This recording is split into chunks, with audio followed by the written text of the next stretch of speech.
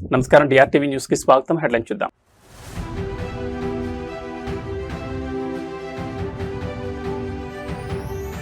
బోడుప్పల్లో రణరంగమైన భూపోరాట నిరసన. బీఆర్ఎస్ నేత కల్వకుంట్ల కవితను అదుపులోకి తీసుకున్న పోలీసులు.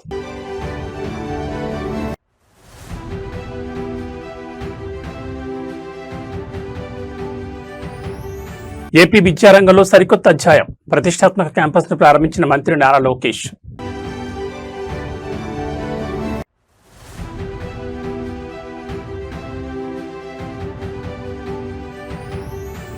తెలంగాణ కాంగ్రెస్ లో పదవుల నిరుద్యోగం. నిరుద్యోగ యువత ముందే ఎమ్మెల్యేల అసంతృప్తి.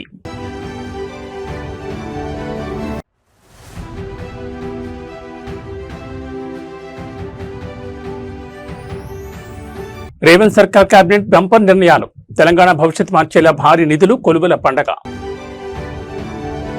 ఇక వివరాలు చూస్తే, హైదరాబాద్ ఈ రోజు ప్రపంచ ఐటీ రంగంలో ఒక వెలుగు వెలుగుతోంది. అంటే సైబరాబాద్, హైటెక్ సిటీ అనే పేర్లు గ్లోబల్ టెక్ కారిడార్లో మారుమోగుతున్నాయి. అంటే దాని వెనుక ఒక లీడర్ నమ్మిన విజన్, అసాధ్యమైన చోట సాధ్యం చేసి చూపించిన పట్టుదల ఉన్నాయి. ఉమ్మడి ఆంధ్రప్రదేశ్ ముఖ్యమంత్రిగా చంద్రబాబు నాయుడు ఐటీ రంగంపై ఉన్న పక్కా రోడ్ మ్యాప్ తో మైక్రోసాఫ్ట్ అధినేత బిల్ గేట్స్ ను కలవడానికి చేసిన ఆ చారిత్రాత్మక ప్రయత్నం గ్లోబల్ టెక్ హిస్టరీలోని ఒక అద్భుతమైన అధ్యాయం. అది హైదరాబాద్ ను ఐటీ హబ్ గా మార్చాలని చంద్రబాబు నాయుడు అహర్నిశలు శ్రమిస్తున్న సమయం.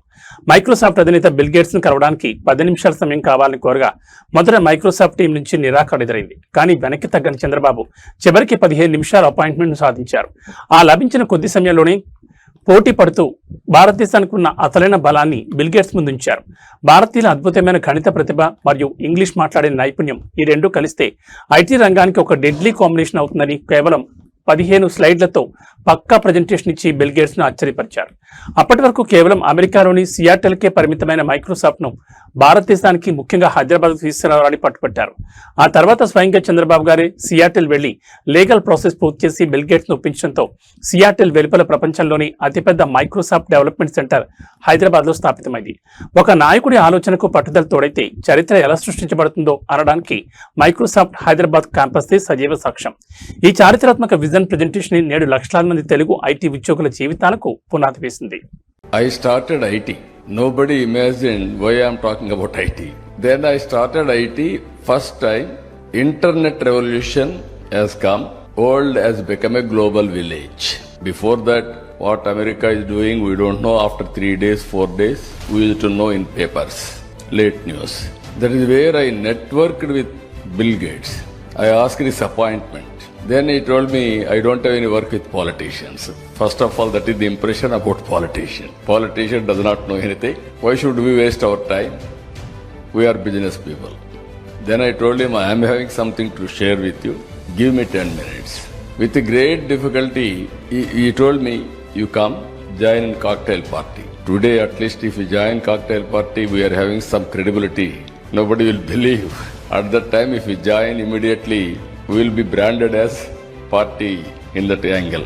So I told him, then with great difficulty he gave me 15 minutes. Always we are also very strong persons among us. At that time one of my secretary, very strong secretary, what all I say he will put it on presentations, everything. Then we prepared one of the best presentation. Then I gave around 14 to 15 slides. Not more than that. Always I believe. Andhra Pradesh విద్యారంగంలో ఒక విప్లవాత్మక మార్పుకు శ్రీకారం చుట్టారు రాష్ట్ర IT, electronics మరియు మానవ వనరుల అభివృద్ధి శాఖల మంత్రి నారా లోకేష్. ఏపీ యువతను గ్లోబల్ లీడర్లుగా మార్చడమే లక్ష్యంగా ఆయన వేస్తున్న అడుగులు ఇప్పుడు దేశవ్యాప్తంగా చర్చనీయాంశంగా మారాయి. స్వయంగా భారత గౌరవనీయులైన రాష్ట్రపతి మరియు కేంద్ర విద్యాశాఖ మంత్రి ధర్మేంద్ర ప్రధాన్తో ఉన్నత విద్యా వ్యవస్థలో తీసుకురావాల్సిన సమూల సంస్కరణలపై సుదీర్ఘంగా చర్చించిన లోకేష్ నేడు రాష్ట్రంలో ఒక ప్రతిష్టాత్మక సరికొత్త విద్యా క్యాంపస్ ను అధికారికంగా ప్రారంభించారు. కేవలం డిగ్రీ సర్టిఫికేట్లకు పరిమితం కాకుండా గ్లోబల్ టెక్నాలజీని అందిపుచ్చుకునేలా యువతను ఎలా తీర్చిదిద్దబోతున్నారో ఆయన వివరించిన తీరు విద్యార్థుల్లో సరికొత్త జోష్ నింపుతోంది. ఆంధ్రప్రదేశ్ ను నాలెడ్జ్ హబ్ గా మార్చాలని పక్కా ప్లాన్ తో మంత్రి నారా లోకేష్ విద్యా రంగాన్ని రీమోడల్ చేస్తున్నారు. ఈ క్రమంలోనే ఢిల్లీ వేదికగా దేశ అత్యున్నత నాయకత్వంలో ఉన్నత విద్యా సంస్కరణలపై చర్చలు జరిపారు. ఆ చర్చల అనంతరం రాష్ట్రంలో ఒక ప్రతిష్టాత్మక క్యాంపస్ను ప్రారంభిస్తూ ఆయన తన విజన్ను పంచుకున్నారు. మన విద్యా వ్యవస్థ కేవలం పరీక్షలు రాయడం, డిగ్రీలు ఇవ్వడానికే పరిమితం కాకూడదని, నిరంతరం మారుతున్న సరికొత్త సాంకేతికతను సొంతం చేసుకుంటూ జీవితాంతం కొత్త విషయాలు నేర్చుకునేలా విద్యార్థుల మైండ్ సెట్ ను మార్చడమే తమ ప్రభుత్వ ప్రధాన ఉద్దేశమని స్పష్టం చేశారు.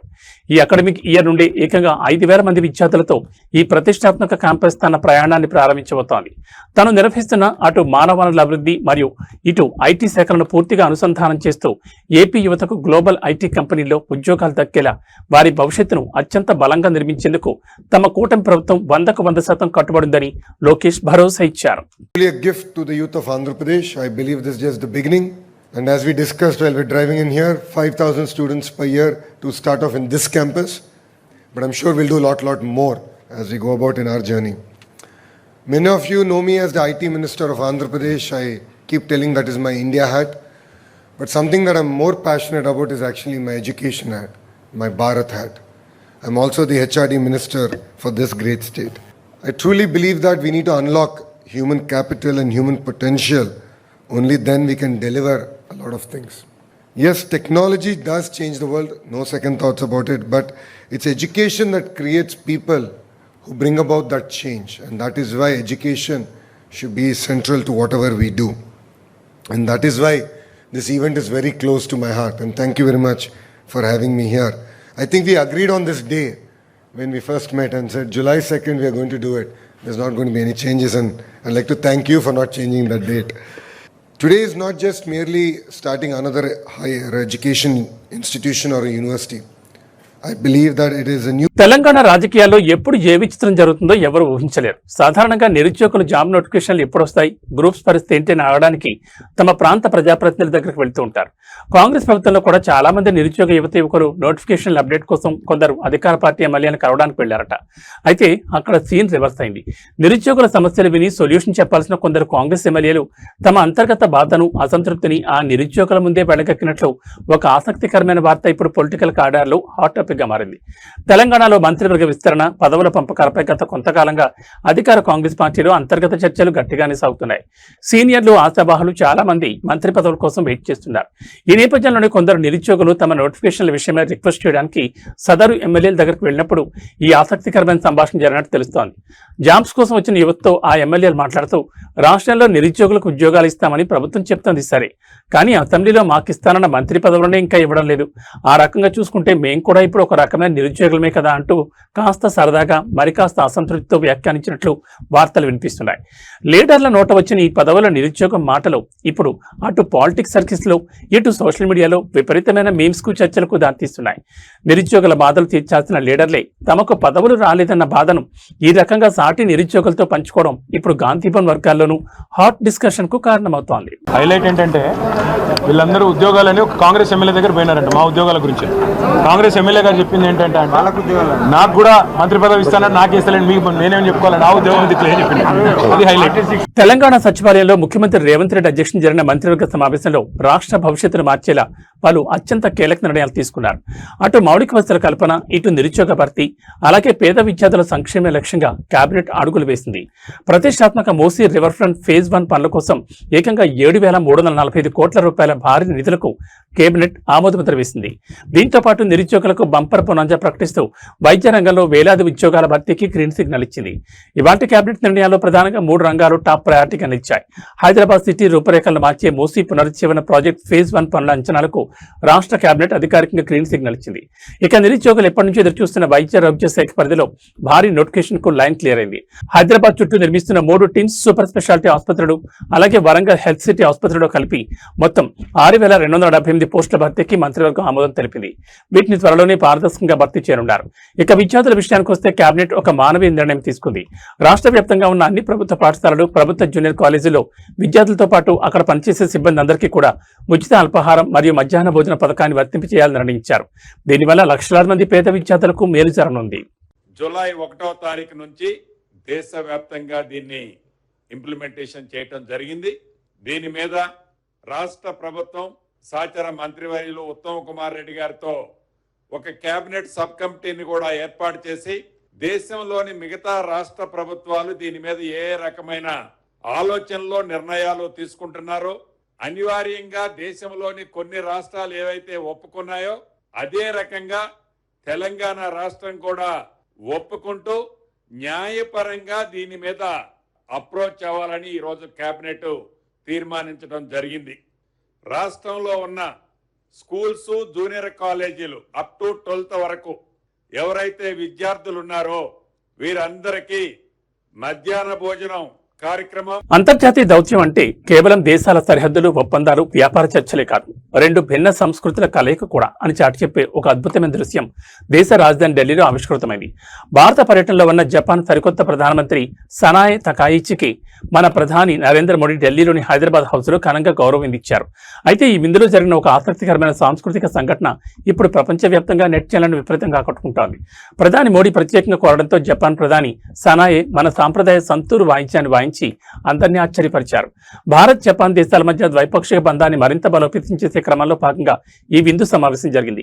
ఈ సందర్భంగా ఇరు దేశాల ప్రతినిధుల సమక్షంలో భారతీయ శాస్త్రీయ సంగీత ప్రదర్శనను ఏర్పాటు చేశారు. మన దేశానికి చెందిన ప్రముఖ కళాకారులు అద్భుతంగా సంతూరు వాయిద్యాన్ని వాయిస్తుండగా ప్రధాని నరేంద్ర మోడీ ఆ వాయిద్యం యొక్క విశిష్టతను జపాన్ ప్రధాని సనాయే తకాయిచికి వివరించారు.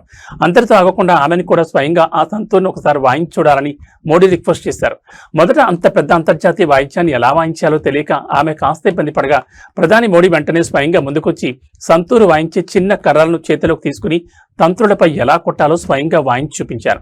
మోడీ గైడెన్స్ తో ఆత్మవిశ్వాసం తెచ్చుకున్న జపాన్ పీఎం వెంటనే ఆ కర్రలను అందుకుని సంతూర్పై అద్భుతమైన స్వరాలు పలికించారు. ఈ అరుదైన దృశ్యాన్ని చూసి హాల్లోని దౌత్యవేత్తలు, అధికారులు అందరూ ఒక్కసారిగా చప్పట్లతో అభినందనలు కురిపించారు.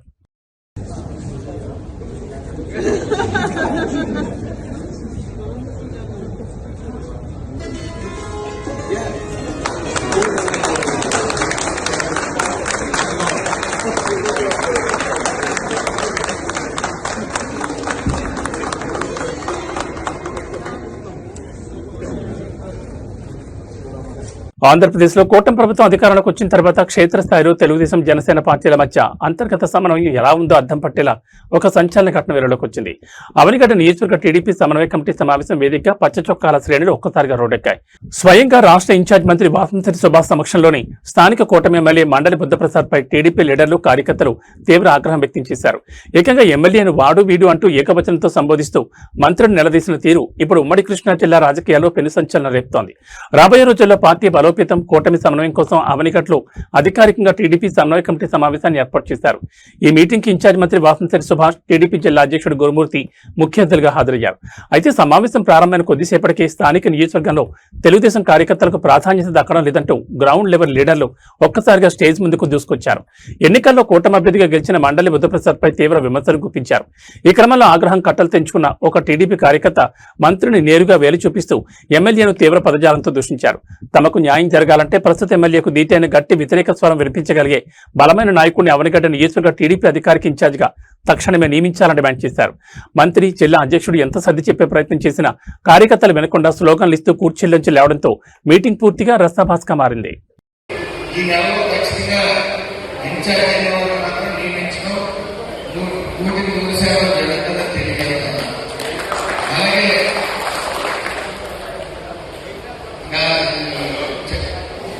జిల్లా అధ్యక్షుల వారు కూడా ముందు మండల ప్రెసిడెంట్తోని, రాష్ట్రంలోని అలాగే ఎమ్మెల్యే గారిని ఒక మీటింగ్ పెట్టి తర్వాత ముఖ్యమైన కార్యకర్తలందరితో కూడా మీటింగ్ తప్పనిసరిగా మీటింగ్ పెట్టే ప్రక్రియ మొదలవుతుంది. ఆవిడైనా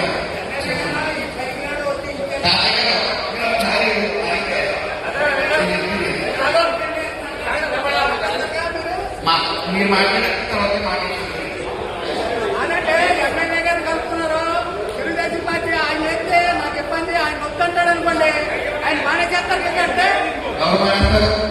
మీకు అర్థం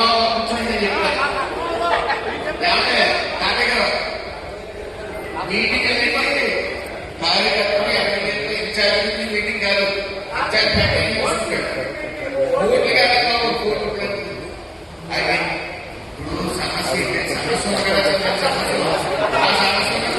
ఆంధ్రప్రదేశ్ ప్రభుత్వ ఆసుపత్రుల రూపురేఖలు మారుస్తున్నామని, పేదలకు ఉచితంగా మెరుగైన వైద్య సేవలు అందిస్తున్నామని ఎంతగా ప్రచారం చేసుకుంటున్నా క్షేత్రస్థాయిలో కొంతమంది సిబ్బంది చేసే పనులు ప్రభుత్వాల పరుపును నడి రోడ్డుపై తీస్తున్నాయి.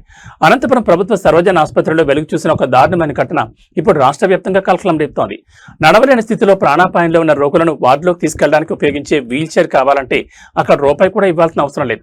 కానీ అనంతపురం ఆసుపత్రి సిబ్బంది మాత్రం అది మా సొంత ఆస్తి అన్నట్లుగా వ్యవహరిస్తున్నారు. వీల్ చైర్ ఇవ్వడానికి డబ్బులు డిమాండ్ చేయడమే కాకుండా డబ్బులు లేకపోతే చేతిలో ఉన్న సెల్ ఫోన్ తాకట్టు పెట్టారని రోగుల ముఖం మీదే చెప్తున్నారు. అనంతపురం ప్రభుత్వ ఆసుపత్రికి ప్రతిరోజు వందలాది మంది నిరుపేద రోగులు చికిత్స కోసం వస్తూ ఉంటారు. అయితే అత్యవసర విభాగం వద్ద రోగులను లోపలికి తీసుకెళ్లడానికి వీల్ చైర్లు, స్ట్రెచ్చర్లు అత్యంత కీలకం. వీటిని రోగుల సహాయకులకు ఉచితంగా ఇవ్వాలనేది అధికారిక నిబంధన. కానీ అక్కడున్న 4వ తరగతి సిబ్బంది మరియు కొందరు వార్డ్ బాయ్స్ దీన్ని ఒక పెద్ద వ్యాపారంగా మార్చేశారు. వీల్ చైర్ కావాలని అడిగిన బాధితుల నుంచి వందల్లో డబ్బులు డిమాండ్ చేస్తున్నారు. తాము పేదవాళ్లమని, అంత డబ్బు ఇచ్చుకోలేమని కొందరు బాధితులు బతిమలాడగా, అయితే మీ చేతిలో ఉన్న సెల్ ఫోన్ ఇక్కడ తాకట్టు పెట్టండి, వీల్ చైర్ తిరిగి ఇచ్చినప్పుడు మీ ఫోన్ ఇస్తాం అంటూ సిబ్బంది కరాఖండిగా తేల్చి చెప్పారు. దీంతో తీవ్ర మనస్తాపానికి గురైన బాధితులు సిబ్బంది చేస్తున్న ఈ అరాచకాన్ని సాక్ష్యాలతో సహా ఆసుపత్రి ఉన్నతాధికారుల దృష్టికి తీసుకెళ్లారు. ఉచిత సేవలను లంచాల దందాగా మార్చిన సదరు సిబ్బందిపై కఠిన చర్యలు తీసుకోవాలని రాతపూర్వకంగా ఫిర్యాదు చేశారు.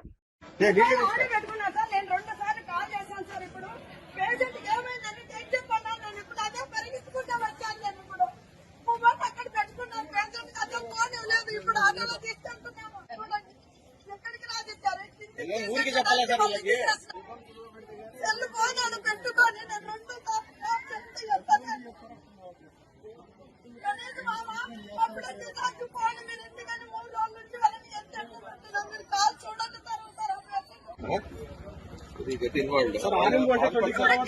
వాళ్ళకి తీసుకున్నదానికి మొబైల్ వాళ్ళ దగ్గర పెట్టుకున్నారు.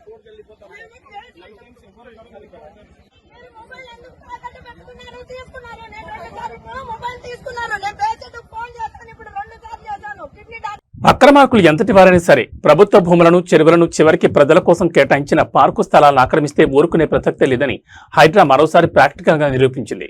హైదరాబాద్ నగర శివారులోనే కాకుండా ఇప్పుడు చుట్టుపక్కల జిల్లాలోనూ హైడ్రా తన మార్క్ యాక్షన్ ను ముమ్మరం చేసింది. తాజాగా సంగారెడ్డి జిల్లా ఇంద్రేశ్వరం మున్సిపాలిటీ పరిధిలో హైడ్రా అధికారులు భారీ ఎన్ఫోర్స్మెంట్ డ్రైవ్ చేపట్టారు. కాలనీ ప్రజల వినోదం కోసం కేటాయించిన కోట్ల రూపాయల విలువైన పార్కు స్థలాన్ని ప్రైవేట్ వ్యక్తులు ఆక్రమించుకుంటున్నారనే సమాచారంతో రంగంలో దిగిన హైడ్రా క్షణాల మీద అక్కడున్న ఆక్రమణను తొలగించి భూమిని స్వాధీనం చేసుకుంది. ఇంద్రేశ్వరం మున్సిపాలిటీ పరిధిలోని మహాదేవపురం కాలనీ లేఅవుట్ లో సర్వే నంబర్లు 213 మరియు 2014 పరిధిలో సుమారు 655 గజాల స్థలాన్ని పార్క్ కోసం అధికారికంగా కేటాయించారు. అయితే ఈ స్థలంపై కనీసం కొందరు స్థానిక ప్రైవేట్ వ్యక్తులు రియల్ మాఫియా వెనక ఉండి ఆక్రమించేందుకు ప్రయత్నాలు ప్రారంభించారు. అక్కడ తాత్కాలిక నిర్మాణాలకు కసరత్తులు చేశారు. దీన్ని గమనించిన మహాదేవపురం కాలనీ అసోసియేషన్ సభ్యులు మరియు స్థానికులు తక్షణమే స్పందించి ఆధారాలతో సహా హైడ్రా ఉన్నతాధికారులకు రాతపూర్వకంగా ఫిర్యాదు చేశారు. ప్రజల ఫిర్యాదుపై అత్యంత వేగంగా స్పందించిన హైడ్రా ఎన్ఫోర్స్మెంట్ బృందం స్థానిక మున్సిపల్ మరియు రెవెన్యూ అధికారులతో కలిసి ఇంద్రేశ్వరంలో ల్యాండ్ అయింది. ఆక్రమణలకు పూర్తిగా క్లియర్ చేసి మళ్లీ ఎవరూ లోపలికి రాకుండా 655 గజాల పార్క్ చుట్టూ ప్రభుత్వ ఖర్చుతో పక్కాగా ప్రహారీ పెన్షన్ ఏర్పాటు చేసింది.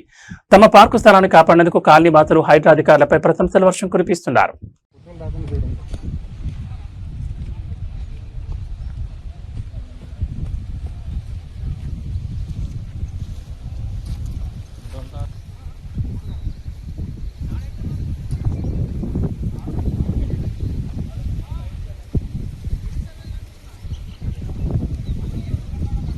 తీసినలేదు విడిసారికి ఎంత జరిగింది.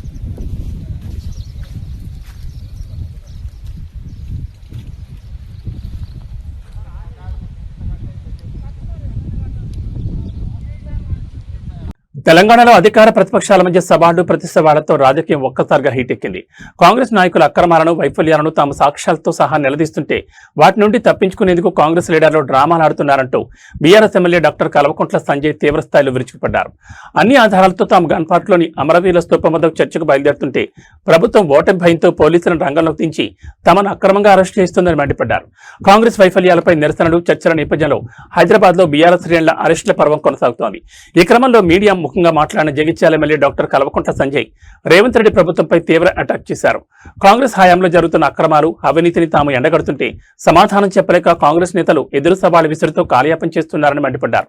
తాము కాంగ్రెస్ నేతల్లాగా సవాళ్లు విసిరి వెనక్కి పారిపోయే రకం కాదని, పక్కా డాక్యుమెంట్లో ఆధారాలతోనే గ్రౌండ్లోకి వస్తున్నామని స్పష్టం చేశారు. అవినీతి జరగకపోతే తమ చర్చకు రాకుండా పోలీసులతో ఎందుకు అరెస్ట్ చేయిస్తున్నారని ఆయన నిలదీశారు. రాబోయే అసెంబ్లీ సమావేశాల్లో కూడా తాము ఈ అక్రమాలపై పూర్తి స్థాయి చర్చకు సిద్ధంగా ఉన్నామని, అయితే సభలో ప్రతిపక్షాల వాయిస్ను నొక్కేయకుండా తమ మైక్ కట్ చేయకుండా సమావేశాలు నడపాలని స్పీకర్ను ప్రభుత్వాన్ని డిమాండ్ చేశారు. గన్ పార్క్ చర్చల రచ్చ మరియు అసెంబ్లీలో మైక్ కట్ చేయకుండా సభ నడపాలంటూ ఎమ్మెల్యే కల్వకుంట్ల సంజయ్ చేసిన డిమాండ్ ఇప్పుడు రాబోయే సభా సమావేశాలపై తీవ్ర ఉత్కంఠ రేపుతోంది. మరి ప్రతిపక్షాల సవాల్పై అధికార కాంగ్రెస్ ఏ రకంగా స్పందిస్తుందో చూడాలి. సార్ ఎట్లా చూడాలి? అరెస్ట్ ని సవాళ్ళ మీద సవాళ్ళు. ఒకవైపు ఏమో గురుకులాలపై అవినీతి అంటున్నారు, ఒకవైపు ఏమో అప్పులపై కాంగ్రెస్ బీఆర్ఎస్ భవన్కి వచ్చి ఇక్కడ మేము చర్చిస్తామన్నారు. ఎట్లా చూడాలి అరెస్ట్? మీరు చూస్తా ఉన్నారు, బీఆర్ఎస్ ఏమో ప్రశ్నిస్తా ఉంది, ప్రజల వైపు పోరాడుతా ఉంది, ప్రజల గొంతుకై ప్రశ్నిస్తా ఉంది. మేము ప్రతిదీ కూడా సబ్జెక్ట్ తోని ప్రశ్నిస్తా ఉన్నాము. ప్రశ్నించిన వెంటనే సబ్జెక్ట్ కి ఆన్సర్ లేక ఏం చేస్తారు వీళ్ళు? సవాళ్ళు విసురుతారు. ప్రశ్నించడంలో మేము కదా సవాళ్ళకు కూడా రెడీ, ఎవిడెన్స్ తో రెడీగా ఉన్నాం. మేము అన్ని ప్రూఫ్లు ఉన్నాయి మా దగ్గర, మీకు చూపెడతామని చెప్పి రెడీ అవి బయలుదేరుతా ఉంటే లోపలేమో కేటీఆర్ గారు వెయిట్ చేస్తున్నారు. ఎవరి గురించి? జూపల్లి కృష్ణారావు గారు నేను వారు సవాల్ ఇచ్చినారు, నేను వచ్చి చర్చిస్తా భవన్లోకి అని చెప్పి ఆయన వెయిట్ చేస్తున్నారు లోపల. వీళ్ళేమో హరీష్ రావు గారు మీరు రండి, మేము చర్చిస్తాము, ఏది ఇప్పుడు మేము బయట పెట్టిన కుంభకోణం గురించి మేము చర్చిస్తామని చెప్పేసి 3 మంత్రులు ఛాలెంజ్ చేసినారు. పొన్నం గారు కానీ, లక్ష్మణ్ గారు కానీ, అజరుద్దీన్ గారు. దానికోసం హరీష్ గారు బయలుదేరినారు. ఎవరు అరెస్ట్ చేస్తున్నారు ఇప్పుడు? వాళ్ళ పోలీసు వాళ్ళే కదా. మమ్మల్ని ఇక్కడ అరెస్ట్ చేస్తున్నారు, హరీష్ గారి మీద దౌర్జన్యం చేస్తున్నారు. హరీష్ గారు ఇంకో ప్రయత్నం చేసినారు, దయచేసి మేము వాళ్ళతోనే ఫోన్లో మాట్లాడతా అని చెప్పి వీళ్ళ ముందరే ఫోన్ కూడా చేసినారు. వాళ్ళకి అజరుద్దీన్ గారికి ఫోన్ చేసినారు, లక్ష్మణ్ గారికి ఫోన్ చేసినారు, పొన్నం ప్రభాకర్ గారికి ఫోన్ చేసినారు. 3 ఫోన్ ఎత్తట్లేదు. అంటే ఏంది అన్నట్టు? మేము అవినీతి చేసినామని చెప్పి వాళ్ళు ఒప్పుకున్నారు. ఇవాళ ప్రజల పక్షాన మేము పోరాడిందంతా నిజమని చెప్పి బట్టబయలైంది. స్టేజ్ దొరికినా అదే మాట, స్టేజ్ కిందైనా అదే మాట, అసెంబ్లీలో కూడా అదే మాట. మీకు కూడా మైక్ లో అప్పుడప్పుడు ఇస్తా ఉంటారు, అక్కడ మాట్లాడే ప్రయత్నం మేము ఏమంటున్నాము ఇప్పుడు దీని గురించి మాకు మైక్ ఇవ్వండి, అసెంబ్లీ పెట్టండి అన్నాము. మేము ఎక్కడికైనా చర్చించి మేము సవాళ్ళు విసరట్లేదు, ప్రజల పక్షాన పోరాడుతా ఉన్నాము. తెలంగాణ రాష్ట్రానికి జరుగుతున్న అన్యాయంపై మేము నిలదీస్తా ఉన్నాము. తెలంగాణ ప్రజల ఆస్తులను లూటీ చేస్తుంటే ప్రతిసారి ప్రశ్నిస్తా ఉన్నాము. మేము ప్రజల వైపు ప్రశ్నిస్తా ఉన్నాం తప్ప మేము ఏం సవాల్ విసరట్లేదు. మేము ఏమి మాట్లాడినా ప్రూఫ్ ఎవిడెన్స్ తో మాట్లాడతాము. వాళ్ళలాగా బట్టగాల్చి పడేయం, మేము వాళ్ళలాగా రాళ్ళు ఇసరము, వాళ్ళలాగా బస్తీ మేము సవాలని మాట్లాడము. మేము క్లియర్ గా ప్రూఫ్ తోని ఎవిడెన్స్ తో మాట్లాడతాము. అదే ఎవిడెన్స్ తో మేము మాట్లాడినాము, బయట పెట్టినాము. మీరు డ్రగ్ అడిక్ట్స్ కి, డ్రగ్ పెడ్లర్స్ కి మీరు టెండర్లు ఇచ్చినారు, ఇంతకన్నా దారుణం ఏముంటుందని చెప్పి మేము ప్రశ్నిస్తా ఉన్నాము. 2000 కోట్ల స్కామ్ చేసినారు మీరు ప్రశ్నిస్తా ఉన్నాము. వాళ్ళు ఏమన్నారు? కాలేదన్నారు. ఏం చేయాలి ఇప్పుడు? చర్చ పెట్టాలి. సవాల్ విసిరినారు, రండి గన్ పార్క్ అని చెప్పి. మరి మేము గన్ పార్క్ బయలుదేరితే ఇక్కడ అరెస్ట్ చేస్తున్నారు, అరెస్ట్ చేస్తా ఉన్నారు. 2 మంత్రులు వెయిట్ చేస్తున్నట్టు కూడా తెలుస్తున్నది. మరి ఎందుకు వెయిట్ చేస్తారు? వాళ్ళ పోలీసు వాళ్ళు ఇక్కడ ఆపుతారు, అక్కడ వాళ్ళు కూర్చుని ఉంటే ఏం లాభం? మరి వాళ్ళ పోలీసు వాళ్ళే కదా ఇప్పుడు ఉంది. అందుకొరకే హరీష్ గారు ఇంకో పని చేసినారు మంచిగా, డైరెక్ట్ వాళ్ళతోనే ఫోన్ కలిపిద్దాం వీళ్ళకని చెప్పేసి. వాళ్ళు 3 ఫోన్ ఎత్తట్లేదు. ఇప్పుడు 3 ఫోన్ రింగ్ అయింది. పొన్నం ప్రభాకర్ గారు కానీ, లక్ష్మణ్ గారు కానీ, అజరుద్దీన్ గారు 3 కూడా ఫోన్ ఎత్తడం మానేశారు. ఇప్పుడు ఫోన్ కూడా ఎత్తట్లేదు వాళ్ళు. సో ఏమని నిరూపమైంది? బంగారం కొందామనుకునే వారికి పెళ్లిళ్ల సీజన్ కోసం ప్లాన్ చేసుకుంటున్న సామాన్యులకు బులియన్ మార్కెట్ గట్టి షాక్ ఇచ్చింది. హైదరాబాద్ మార్కెట్లో ఇవాళ బంగారం వెండి ధరలు ఊహించని విధంగా భారీగా పెరిగాయి. గత 2 రోజులుగా కంటిన్యూగా పెరుగుతూ వస్తున్న పత్రి ధరలు ఇవాళ సరికొత్త రికార్డులను సృష్టించాయి. కేవలం 24 క్యారెట్ల తులం బంగారంపైనే ఇవాళ 3220 రూపాయలు పెరగడంతో మార్కెట్ ఒక్కసారిగా హాట్ టాపిక్ గా మారింది. అటు వెండి కూడా కేజీపై ఏకంగా 10,000 రూపాయలు ఎగబాకింది. హైదరాబాద్ బులియన్ మార్కెట్ తాజా అప్డేట్స్ ప్రకారం ఇవాళ 24 క్యారెట్ల 10 గ్రాముల బంగారం ధర 3220 రూపాయలు భారీగా పెరిగి 1,47,000 రికార్డు మార్కు చేరుకుంది. నిజానికి గడిచిన 2 రోజుల్లోనే మొత్తం కలిపి 6,220 రూపాయల మేర ధర పెరగడం విశేషం. ఇక సామాన్యులు ఎక్కువగా కొనుగోలు చేసే ఆభరణాల బంగారం అంటే 22 క్యారెట్ల 10 గ్రాముల పసిడి ధర కూడా 2,950 రూపాయలు ఎగిసి ప్రస్తుతం 1,34,750 పలుకుతోంది. బంగారం ధరలతో పాటు వెండి కూడా భారీగా పోటీ పడుతోంది. కేజీ వెండి ధర ఈవేళ ఒక్కరోజు ఏకంగా 10,000 పెరిగి 2,60,000కు చేరుకుంది. తెలుగు రాష్ట్రాల్లో వాతావరణం ఒక్కసారిగా మారిపోయింది. తెలంగాణ వ్యాప్తంగా రాత్రి నుంచి పలు జిల్లాల్లో ఎడతెరిపి లేకుండా మోస్తరు నుంచి భారీ వర్షాలు కురుస్తున్నాయి. వర్షాలకు తోడు ఈదురుగాలు వీస్తుండటంతో చాలా ప్రాంతాల్లో రాత్రి నుంచి కరెంటు సరఫరా పూర్తిగా నిలిచిపోయి ప్రజలు అంధకారంలో అల్లాడిపోతున్నారు. అటు ఆంధ్రప్రదేశ్ లో కూడా అల్పపీడనం తీవ్ర ప్రభావం చూపిస్తోంది. కోస్తాంధ్ర, ఉత్తరాంధ్ర జిల్లాలో ఇవాళ భారీ వర్షాలు పడే అవకాశం ఉందంటూ విపత్తు నిర్వహణ సంస్థ అత్యవసర హెచ్చరికలు జారీ చేసింది. తెలంగాణలోని హైదరాబాద్, ఖమ్మం, యాదాద్రి, భువనగిరి, సిద్దిపేట్, మెదక్, మేడ్చల్, సంగారెడ్డి, భద్రాద్రి, కొత్తగూడెం జిల్లాలో రాత్రి నుంచి మోస్తరు వర్షాలు కురుస్తున్నాయి. వర్షంతో పాటు వీచిన బలమైన ఈదురుగాలుల కారణంగా పలు చోట్ల చెట్లు, విద్యుత్ లైన్లు విరిగిపడ్డాయి. దీంతో రాత్రి నుంచి అనేక జిల్లాల్లో హైదరాబాద్లోని పలు సబ్స్టేషన్ల పరిధిలో విద్యుత్ అంతరాయం ఏర్పడింది. కరెంటు పునరుద్ధరణ కోసం విద్యుత్ శాఖ సిబ్బంది శ్రమిస్తున్నారు. అటు ఏపీ విషయానికి వస్తే బంగాళాఖాతంలో ఏర్పడిన అల్పపీడన ప్రభావంతో ఇవాళ శ్రీకాకుళం, పోలవరం ప్రాంతం, కోనసీమ, పశ్చిమ గోదావరి, ఏలూరు జిల్లాలో ఉరుములు మెరుపులతో కూడిన వర్షాలు పడతాయని ఆంధ్రప్రదేశ్ విపత్తుల నిర్వహణ సంస్థ వెల్లడించింది. లోతట్టు ప్రాంతాల ప్రజలు, ముఖ్యంగా రైతులు అప్రమత్తంగా ఉండి సురక్షిత ప్రాంతాల్లో ఉండాలని సూచించింది. రెండు రాష్ట్రాల్లోనూ రాబోయే 24 గంటల పాటు ఇదే పరిస్థితి కొనసాగే అవకాశం ఉందని వాతావరణ శాఖ నిపుణులు చెబుతున్నారు. ఏబీ బులెటిన్ చూశారు. నమస్కారం.